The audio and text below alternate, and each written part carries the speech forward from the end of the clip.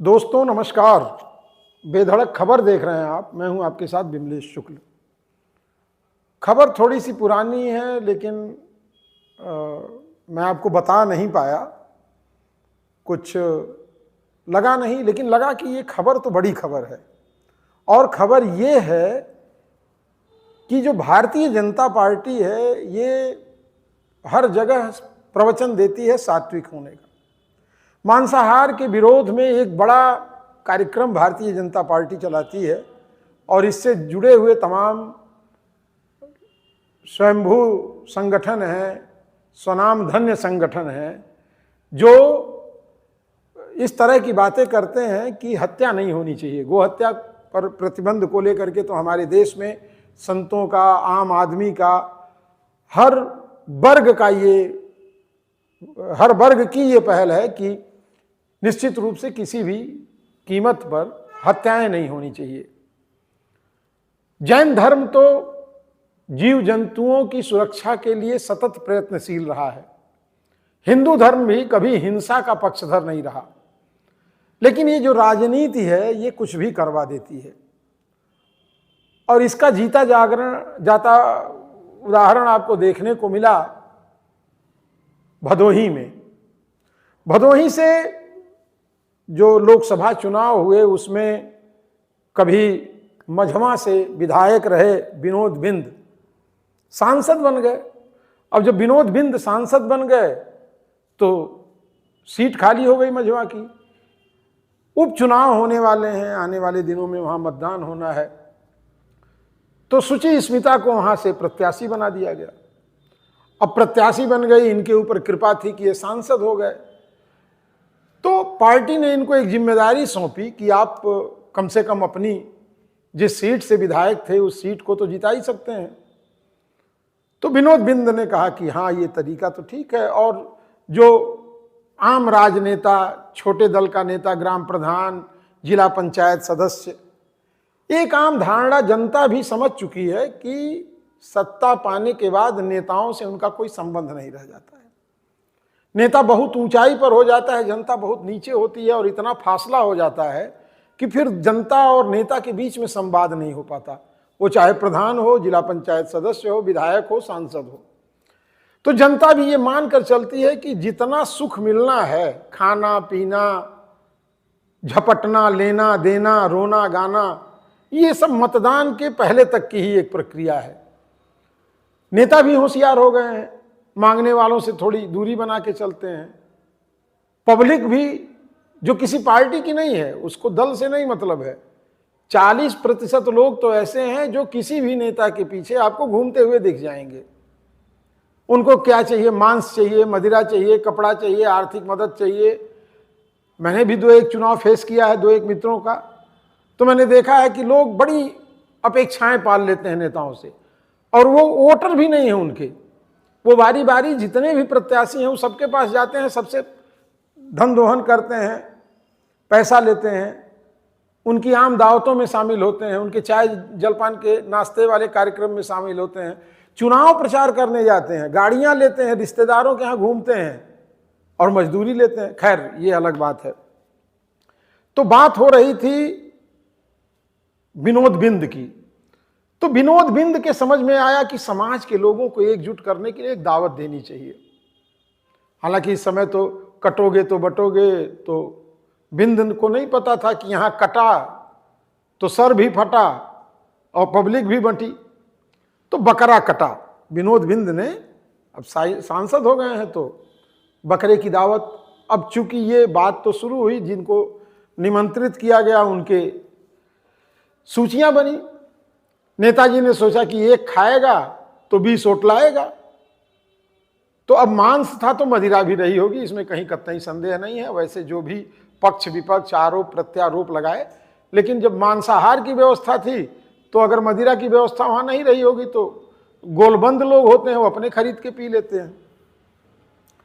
अब जब मांस रोटी बोटी की दावत का उद्घोष हो गया तो रणभूमि बन गया वो स्थान विनोद बिंद जहां दावत का आयोजन किए थे।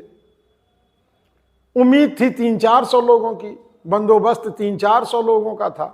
लेकिन मांसाहार या जो भी मतलब गिरी हुई चीजें होती हैं, इसको गिरी हुई चीज इसलिए कहा जाता है क्योंकि इसके तरफ आकर्षण बहुत होता है। सामान्य रूप से आप सात्विक भोजन की दावत दे दीजिए तो लोग कम आएंगे, लेकिन वही मांसाहार हो तो आप जितना कार्ड बांटेंगे उसका 1.5 से 2 गुना लोग आएंगे, क्योंकि कार्ड पाने वाला भी कहता है यार दावत है चलोगे क्या, तो लोग सहर्ष राजी हो जाते हैं।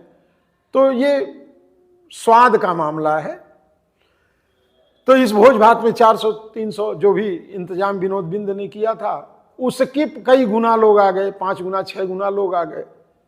अब बोटी तो गिनती की थी, मांस एक पैमाने पर बना था, चावल तो तुरंत उबल सकता है। अब दावत है तो दावत में मांस पकाना भी बड़ा सहज प्रक्रिया तो है नहीं, उसमें भी समय लगता है।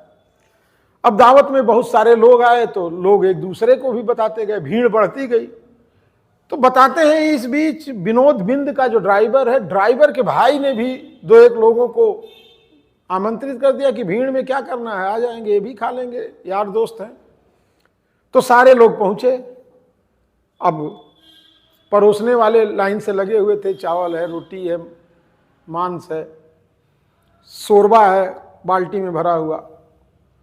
तो जब संख्या बढ़ गई तो परोसने वालों ने थोड़ी बेईमानी शुरू कर दी। बेईमानी इसलिए कि जिसको पहचानते थे उसके थाली में मांस भी गिरता था और जिसको नहीं पहचानते थे उसको शोरबा गिरा देते थे। तो ये अब भैया हम तो समदर्शी मानते हैं सरकारों को, नेताओं को और समदर्शी मानते हैं। तो इसी छोटी सी बात को लेकर के अब एक तो ऐसे तामसिक आहार, उसके बाद पेय भी तामसिक रहा होगा, तो अब ऊर्जावान शरीर हो गई सबकी। बस इस परोसने और खिलाने के विवाद में मांस नहीं है और शोरबा ही क्यों है, तो बुलाया ही क्यों, तो तुम आए ही क्यों, तुम हो कहाँ के, इस तरह की बातें बढ़ी। और मतलब मिनट भर भी नहीं लगा कि वो पूरा पांडाल जो है वो रणभूमि बन गया।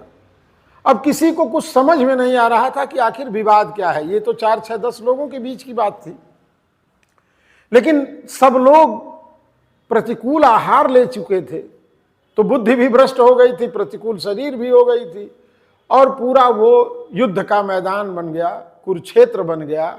बहुत सारे लोग घायल हुए, किसी का सर फटा, किसी का हाथ टूटा, किसी के साथ कुछ हुआ।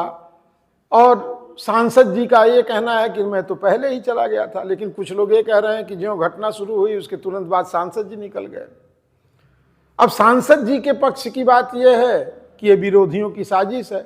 अब ये किसका समर्थन था, किसकी साजिश थी, ये तो अलग मुद्दा है, लेकिन जो परिणाम सामने आया वो बड़ा निराशाजनक है। आपको बता दूं कि एक बार मैं, चूंकि समय हो गया पत्रकारिता करते हुए, तो मैं शुरुआती दौर में फील्ड में जाता था, तो मांस की एक घटना बता दूं, तब सहृदयता थी और सुसंस्कृत लोगों के बीच में जो प्रतिक्रियाएं होती हैं उसका असर अलग होता है। तो एक मंत्री जी का कार्यक्रम था गोरखपुर के बॉबिना होटल में, प्रेस कॉन्फ्रेंस थी, पहली बार मंत्री बने थे, सब लोगों ने प्रेस वार्ता में हिस्सा लिया, सारे अखबारों के लोग थे, तब चैनल वगैरह तो होता नहीं था।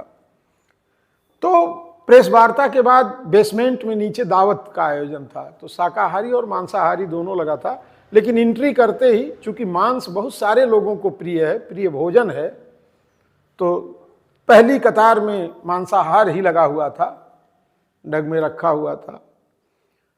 तो भोजन के लिए जब सब लोग जाने लगे तो मैं भी गया। तब तक एक हमारे आगे सज्जन थे, उन्होंने जो ढक्कन खोला तो मैंने देखा उसमें मांस रखा हुआ। तो फिर मैंने उस पर प्रतिक्रिया दी कि हिंदू धर्म ऐसा कर्म। तो पत्रकार मित्रों को भी लगा कि यार ये तो बड़ी तीखी बात कह दी इसने, तो लोगों ने बहिष्कार कर दिया भोजन का। फिर मैंने मंत्री जी से कहा देखिए ये सारे लोग मांसाहारी हो सकते हैं, बहुत सारे लोग हैं, कुछ लोग नहीं खाते हैं, आपने दोनों प्रबंधन किया है, लेकिन आप जिस दल में हैं उस दल में भोजन में आपके द्वारा ये खिलाया जाना मुझे उचित नहीं लगता। हालांकि उन्होंने रियलाइज किया और उसके बाद आगे से कभी भी इस तरह के मांसाहार भोजन के आयोजन में उन्होंने पत्रकारों को नहीं बुलाया और नहीं किया। लेकिन ये समाज कहाँ जा रहा है, सत्ता और वोट के लिए हम कितना नीचे गिर रहे हैं, ये विचार करने लायक विषय है। ये जो नेताओं और जनता के बीच की दूरियां हैं, ये मांस या भोजन या शराब, ये फेविकोल नहीं है, ये चिपका नहीं सकता है। आपका भ्रम है, हमारा भ्रम है कि अमुक व्यक्ति हमारे साथ खाने से, पीने से, पैसा लेने से जुड़ सकता है। विचारधारा बदलनी होगी। जब तक हमारी विचारधारा नहीं बदलेगी, हम संस्कारित नहीं होंगे, तो इस तरह के उपद्रव होते रहेंगे। बाकी इस खबर पर आपकी क्या राय है, हमें कमेंट बॉक्स में बताइएगा। अगर आप हमारे चैनल को यूट्यूब पे देख रहे हैं तो सब्सक्राइब कर लें, फेसबुक पे देख रहे हैं तो फॉलो करें, लाइक करें, कमेंट करके हमको बताएं कि क्या इस तरह की चीज़ें उचित हैं। फिर अगली खबर में हमारी आपसे मुलाकात होगी, तब तक के लिए हमें अनुमति दें। नमस्कार।